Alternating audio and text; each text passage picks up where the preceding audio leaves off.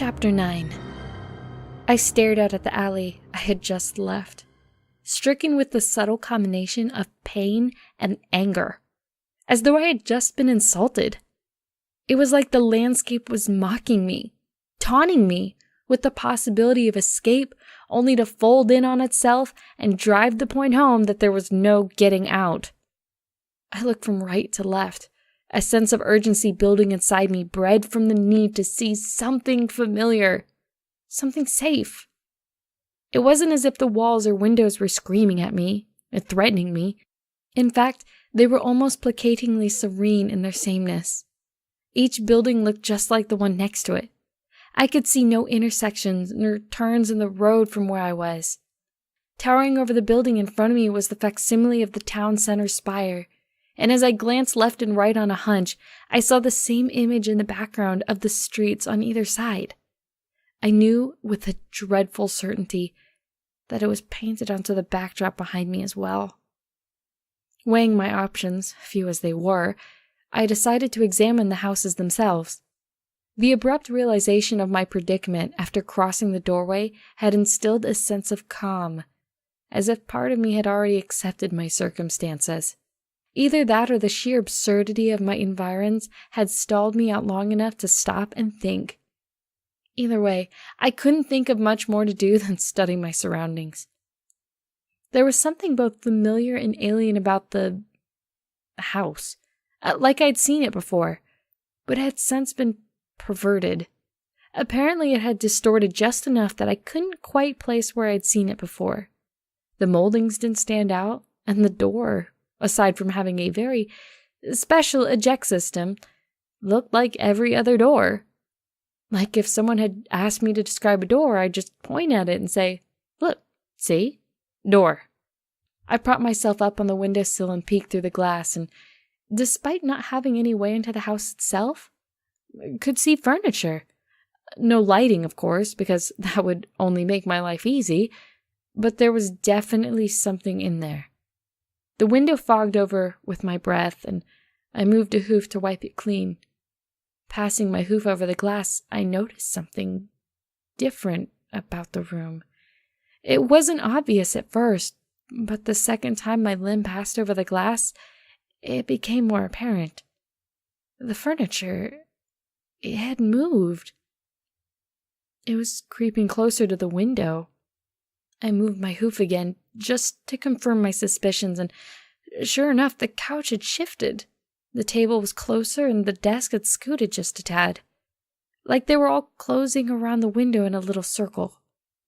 I wasn't entirely fond of finding out what would happen once the woodwork had reached the glass, so I abandoned the window entirely.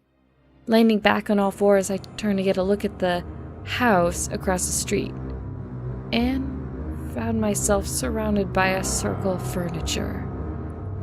"Hold on, Daisy. What do you mean Roseluck is gone?" Octavia tilted her head at the strange sentence.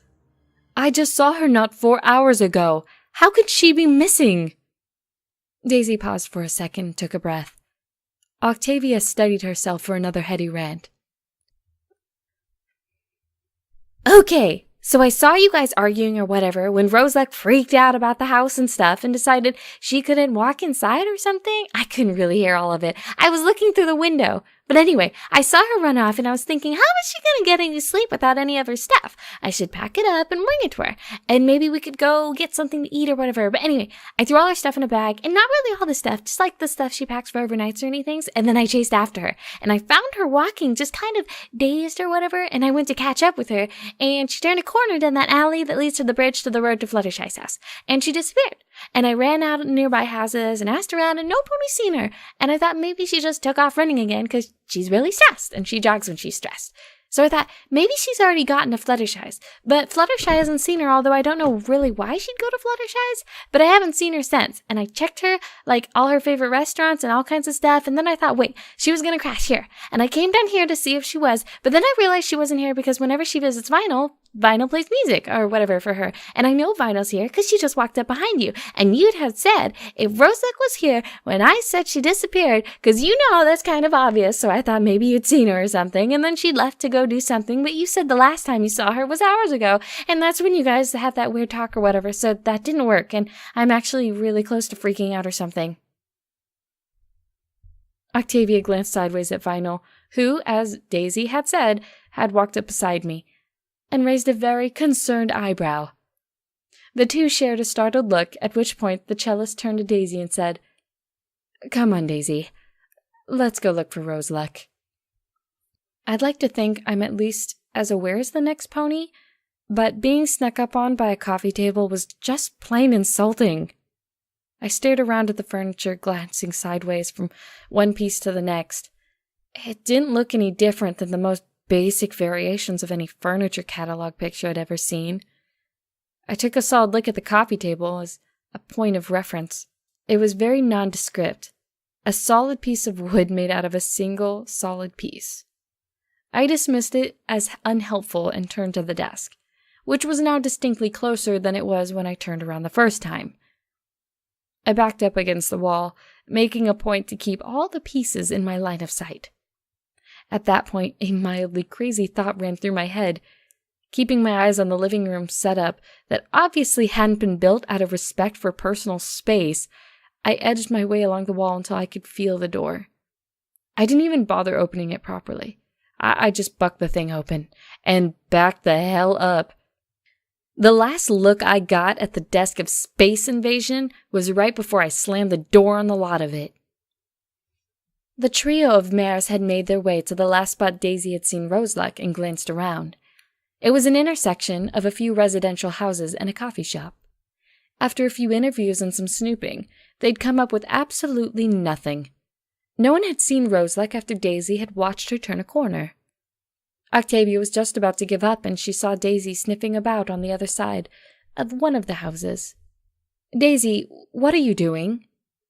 "Well, I was thinking about where I saw her go, like maybe I got the intersection wrong or something, 'cause I didn't remember the coffee shop being right here. Like, I know it doesn't make sense, but you see this crack right here?" Daisy gestured to a space of mere inches between the house at the corner and the one next to it. Octavia nodded as Vinyl came up to join the conversation. "Yeah, so?" Vinyl asked. Daisy nodded at it. "Wait, are you saying she disappeared in there? How the hell is that possible? I mean, she ain't fat, but that is one skinny hole. Come on."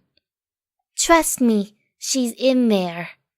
All three of them jumped as a voice chimed in. They turned around all at once to see Ditzy-Doo joining them. The gray mare was staring at the hole between the buildings like it was more important than anything else around her.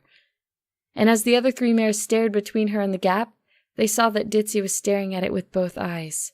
The door slammed shut with a rather satisfying thud, and I turned to stare at what I was sure was going to be the alley again.